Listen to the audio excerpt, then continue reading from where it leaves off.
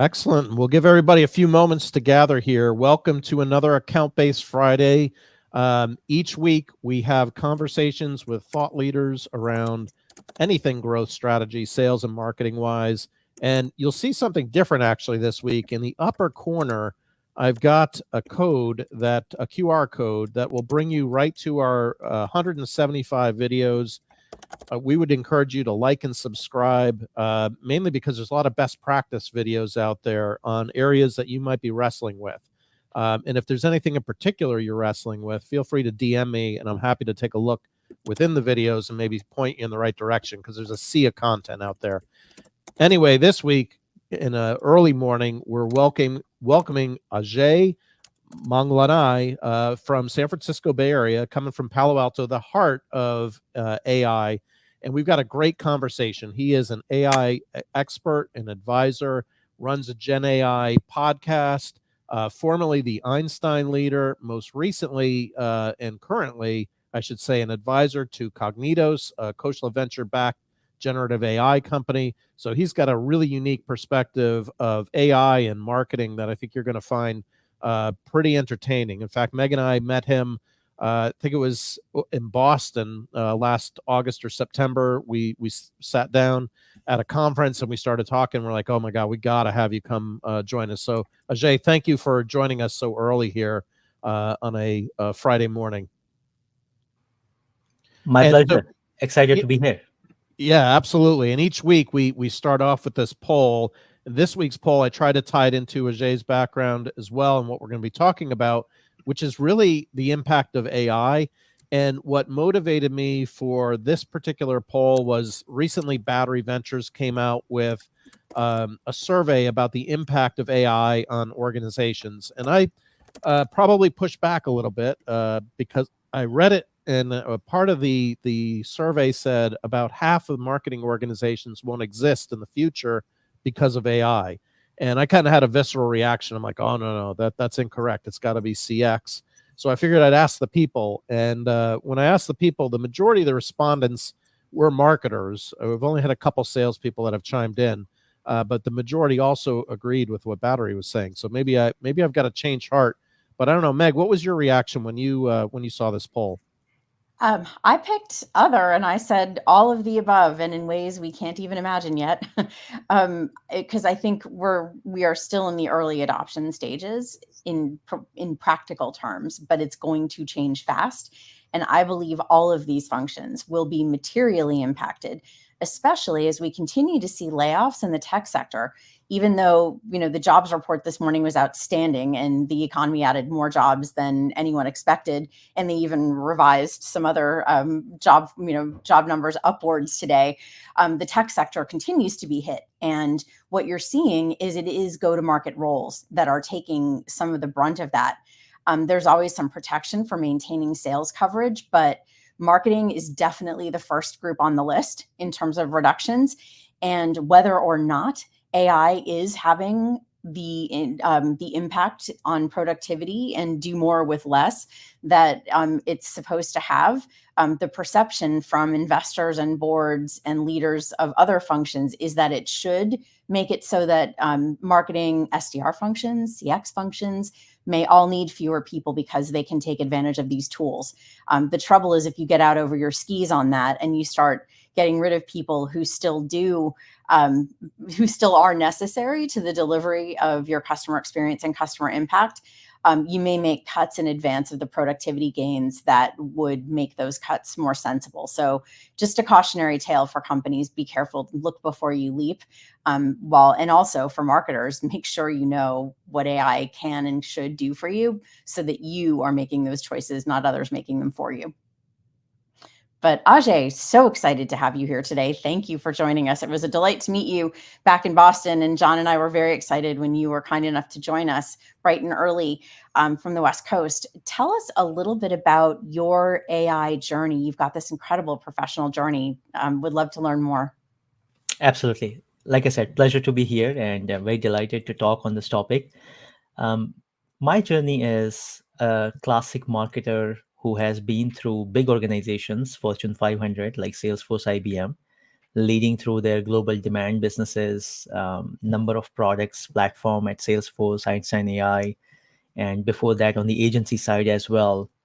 Worked for the second largest agency, Merkle Denso, and obviously helped some of their largest organizations, large global marketing budgets, and leading through their global marketing.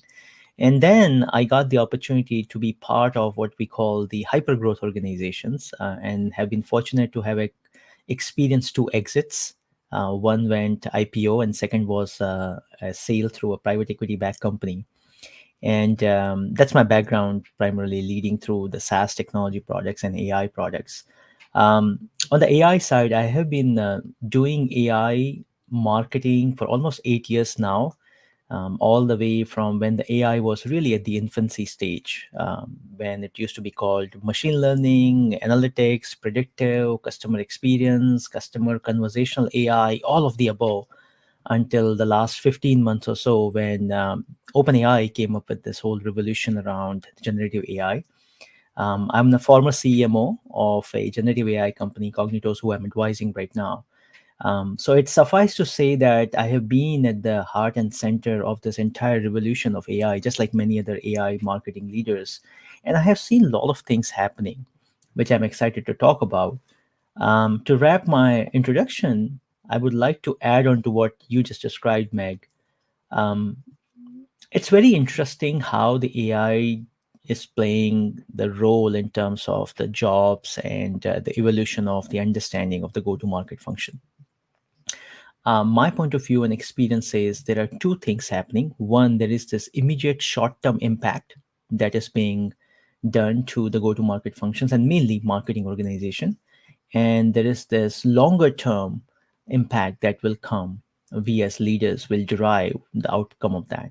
Short term, yes, when you have tremendous types of tools, all the way from content creation to content amplification, um, to a number of other things, those are automating today the marketing functions. There are leaders, to your point, all the way from CEOs to board members, who are trying to see if they can, quote unquote, reduce the size of the marketing organization, rely on the AI technologies. I personally believe this is short term impact, just like that classic saying that AI will not replace the functions, but it will replace the people who don't adopt AI fast enough. I believe that's probably the case with marketing as well. There are marketers and marketing leaders who have been taking on AI and being driving that change, and they are flourishing. They are hiring people with AI skills, and I can tell the names of those companies, all the way from hyper growth companies to the public companies, where they are still hiring.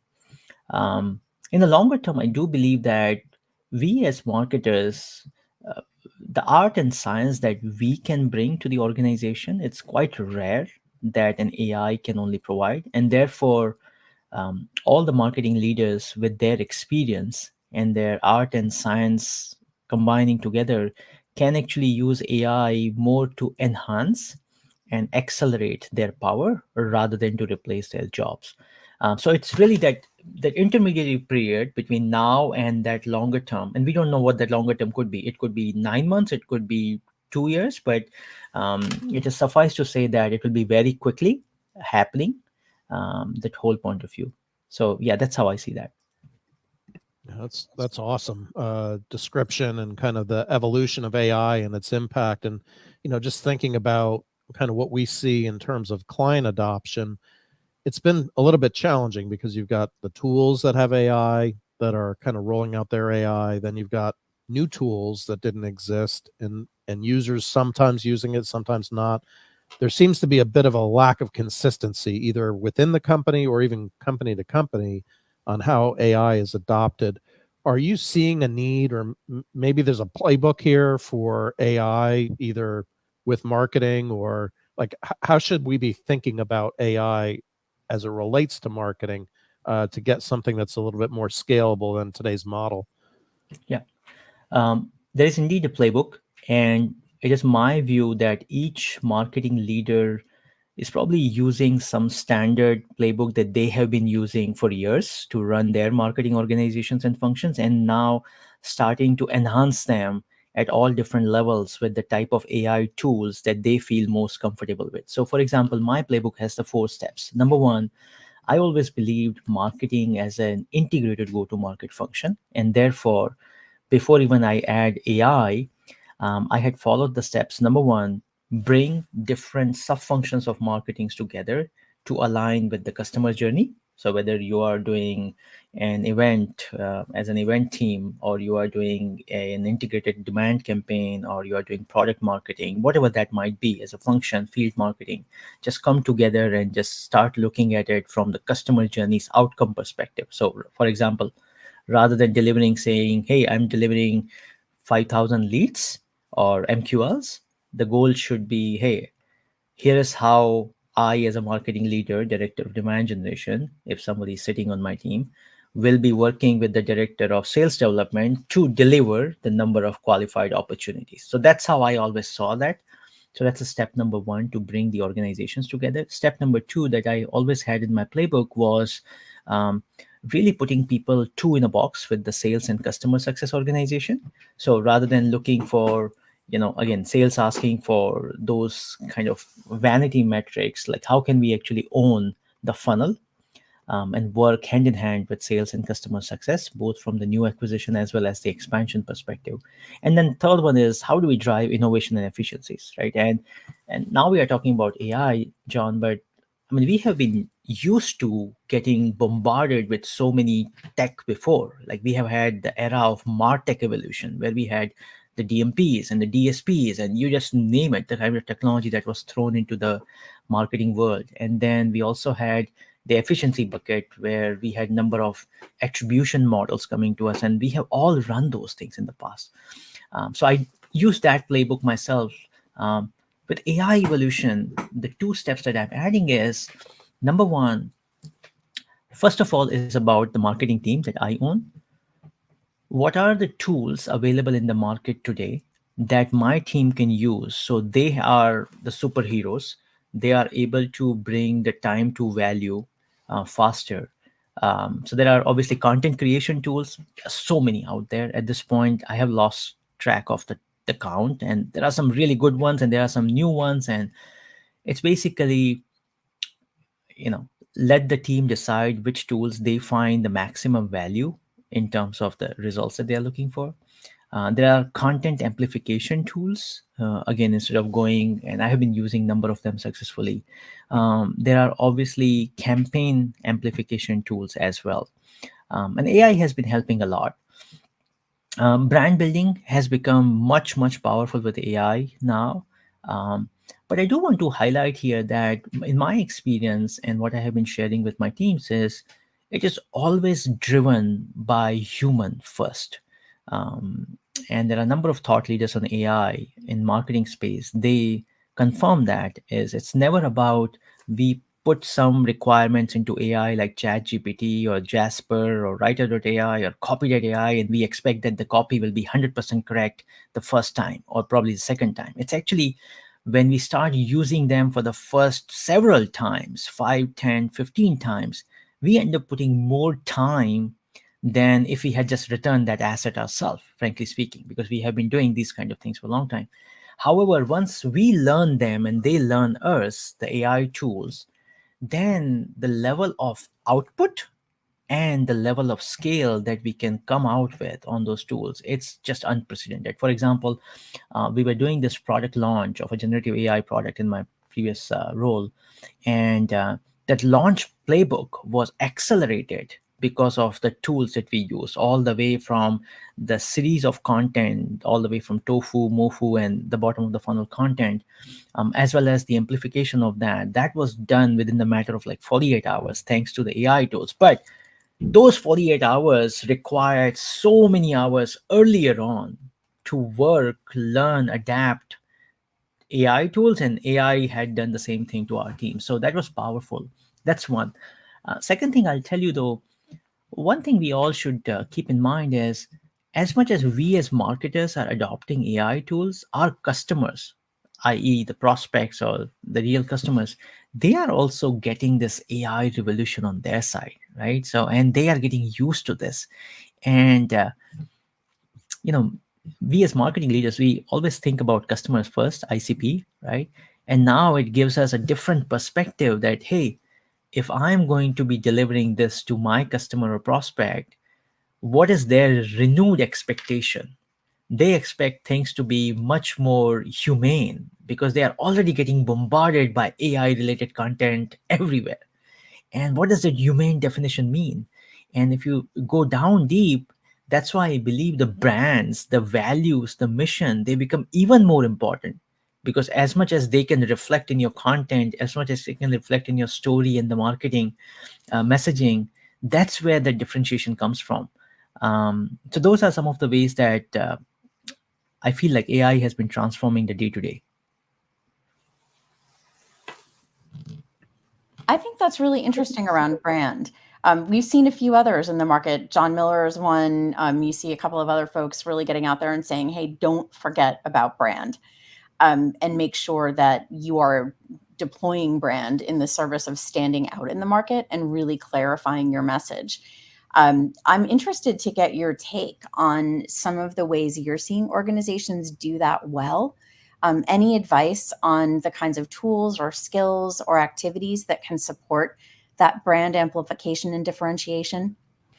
I have seen two ways, and I have used them successfully and gotten good results, and result in terms of the companies getting a top across their competitive pool, as well as the products being recognized with more trust from the prospects. And they reflect in terms of the acceleration of the pipeline at the bottom of the funnel. The first one is, and I'll especially say for the AI products here at the point, right? Um, One AI product, like the company I was leading the marketing for, we our product was AI based, generative AI based. And second, when marketers are using AI, for example, the first one is being literally honest and upfront and transparent about where and how we are using AI, right? So it doesn't hurt to say this copy was generated in collaboration with AI technology, but was still led by a real human. I cannot tell you how powerful that can be, being just that transparent, right? Number one. And if you think from prospect perspective, they will be saying, oh, wow, like, this is a brand I can think about looking a little bit more. I mean, look at this, their first content, they're saying that, number one. And number two, in my previous role, we established a thing called Customer Advisory Council. And what it actually did was, these are the early adopters of our technology who used our generative AI. And we started talking to them. I started hosting the podcast, number of sessions, invited them to the case studies and interviews. And the more they talked to us, it was clear that those are the customers willing to put more trust and money, obviously, to buy more expansion opportunities from us. And I had this thought, I'm like, why can't we just make them as our counsel? Not only they will help us with our product roadmap, but they will be our voice in the industry. And that created what you call make a organic brand building, rather than only we talking about our brand, our values, our mission, what do we stand for. They started talking about that, and our job was to be just with them and confirm that. So, for example, one of our customers, Century Supply, uh, they are one of the largest supply chain product providers to the industry. Um, I started bringing them into a number of forums. They talked about us. Then we were supporting their roadmap. And before that, we knew our name was so recognized in the supply chain industry that we were getting organic outreach. Now, think about that power. We all strive for so many paid channels, campaigns, and whatnot to get the right type of qualified leads. And here, our investment into our mission values and what we stand for created that organic brand that now people are reaching out to us, right? So, like John also said, and I have high trust for John, and it is probably the time where brand is going to get the most emphasis in the last decade that I have yet to see, especially in the B2B place. I mean, B2C, yes, brand has always played a great role, all the way from Nike and Coke to everybody in between. But B2B, I think brand marketing will have much more emphasis now. What do you see the difference? I think in B2C, you've got this very direct connection between brand related activities and buying outcomes. That's a little more distant in B2B, which I think has always been the reason why brand was de-emphasized once the whole sort of demand, the rule of demand came in. But as you say, it's shifting, and it's necessarily shifting for really smart market reasons, not unlike what we see in consumer marketing in terms of the expectation of humanized, high value, differentiated brands and messaging and positioning. What do you see as some of the opportunities for marketing leaders to measure the investments they're making in brand? Or is it that we need a different conversation altogether about that? And it's a very subjective answer depending on my personal experiences working with companies. So I've been so fortunate to work with iconic brands like Salesforce and IBM, and even more so, I've been privileged to work with iconic marketing leaders who are now leading as CMOs and CEOs of like Fortune 100 companies. So I have seen what good looks like and how do you actually build brands. So my experience and my answer will be derived from that a little bit, Meg. But I tell you two things there. First one, overall, customers are the ones who build our brand at the end of the day. No matter how many dollars or content asset or messaging that we want to put in the market, um, it will be good. It will help create the brand. But my experience has been that first thing is customers should be talking about us, right? Whether you are inviting them on some kind of roundtables, whether you are inviting them on the advisory boards, and any other ways that they are talking, even if you as a brand are not in the room, they are talking about you, right? And I have seen great results of that. At Salesforce, we had um, used just that, and every single room that we walked into, and obviously Salesforce was a great brand, but every single room you walked into with a prospect, there was always a mention that I know so and so spoke very highly of you guys, right? And that so and so was our customer. So number one. Second, as like I believe, Meg, we as marketing leader, now we need to be more in person with our customers talking about our brand. So I have personally committed to going out and tapping into every in-person opportunity that I can with my prospect customers and speak about that rather than virtual. And there's a reason for that. Again, it goes back to, since everything has become AI driven, it's more important for us to show that human is still driving the effort, right? So how can I have my customer that I can talk to them in person and invite other people? um, it's going to take some time. It's really going to take some time, but I believe that I'll add one more thing, Meg, slightly different from your question, but I believe it goes with the last part of your question that you mentioned.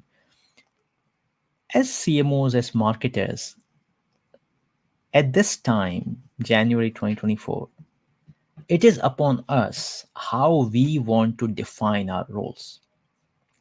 It's like that classic saying, if we don't define our roles and our value, the outcome that we provide to the enterprises, someone else is already deciding. Like John mentioned at the beginning, like people are building perceptions about what marketing can or cannot do in this AI age.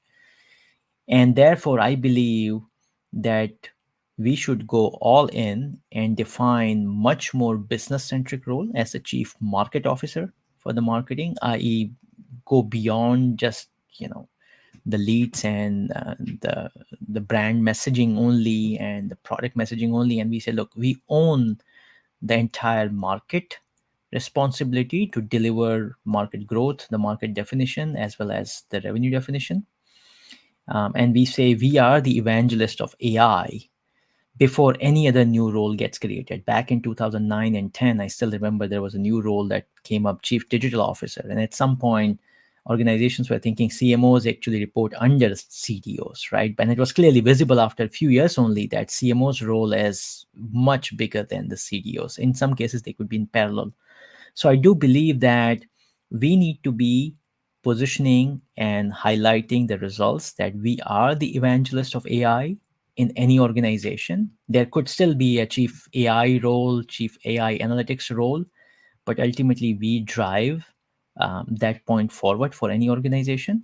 And collectively, if we do that successfully, then I think soon we'll realize that period of transition between now when people are thinking marketing's role is going to be impacted 50% or more, we will be soon seeing that it's about the value that marketing is already bringing. So I'll end with that. Gotcha. And last question on my side. I'm playing around with the formats here. I'm realizing that this format actually may be the clearest on LinkedIn. It's taken me a year and a half to figure that out.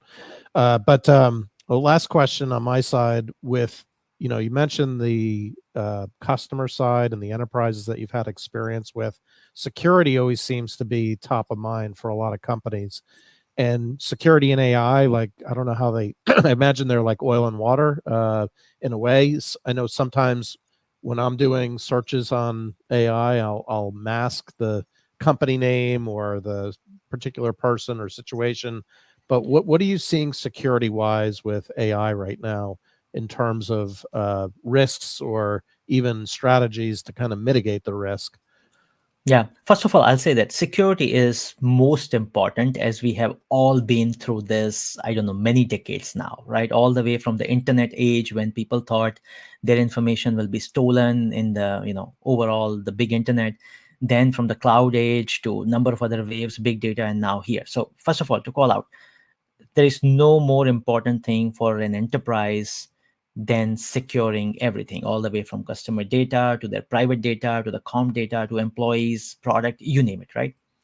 Now, having said that, I personally have seen this thing the closest in terms of one building the AI products and how the data gets used. So, to your point, John, all the queries that we make to Gen AI, whether it's ChatGPT or Anthropic or other models, how they use that data and where it sits in the bigger universe versus overall, the companies using other products. I believe this whole concern about this large language models using our personal data is very overrated. It's just like the cloud days. I still remember back in 2008, 9, 10, when cloud was still at the early stages. I still remember organizations said we were not going to put our data into cloud. It's going to be stolen, and we're going to have a private cloud first, and then hybrid cloud, and then now like it's not even a second thought. It's like everything runs on cloud, right? Um, Again, it's in the intermediary period, there are still going to be bad actors who will try to take advantage of that. So to clarify, number one, this big Gen AI products like LLMs, whether they are open AIs of the world, Anthropic, Adapt, or they are all other tools, the very well funded companies who are building generative AI tools, I don't believe the security risk will come from them. They will try to be actually even more secure. They will try to build trust with their customers so they can actually build their products growth and whatnot. The bad actors could come from, maybe there were wrong design choices made for security, like the ethical design choices, what we call, like somebody just said it was okay to put in the social security number to get a better result set, right? I mean, that is a design choice. Now, what drives those kind of design choices is a little bit more complicated and outside of this question for the organization. Was it their value system? That was it their one-time pressure they were getting from the investors to get the product out soon? Was it one-time customer? We don't know. But I believe that those, besides those one-time or few bad actors, I think we are very well secure on the LLM and the generative AI side, and we will continue to be. The cyberspace is getting really interesting, but I think we should keep that outside of the discussion.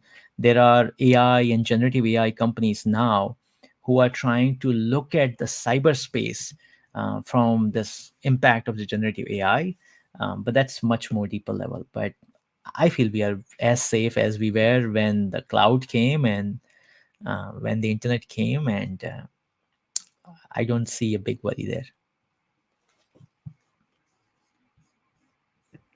All right. Well, Ajay, thank you so much for joining us today. We really appreciate it. You've given us, I think, some amazing food for thought and some really, really strong advice for how all of us in go-to-market functions can continue to embrace AI and ensure also that our jobs don't go away with it.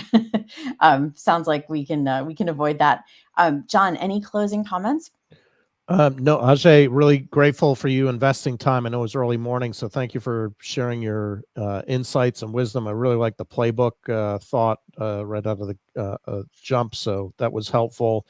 And next week, let me see if I can share my screen here. We have another great guest who will be joining us actually from Sixth Sense, Bethany Murphy. And Bethany, the reason we selected her was the Sixth Sense event that I recently attended was outstanding.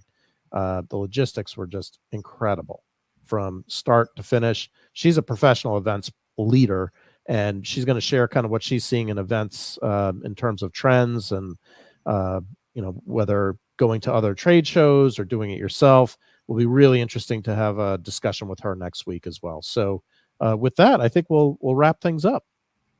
Such a pleasure, Meg and John, for attending this one. Thanks for the invite. Great to have you. And we wish everybody a very happy Friday and a happy Groundhog Day.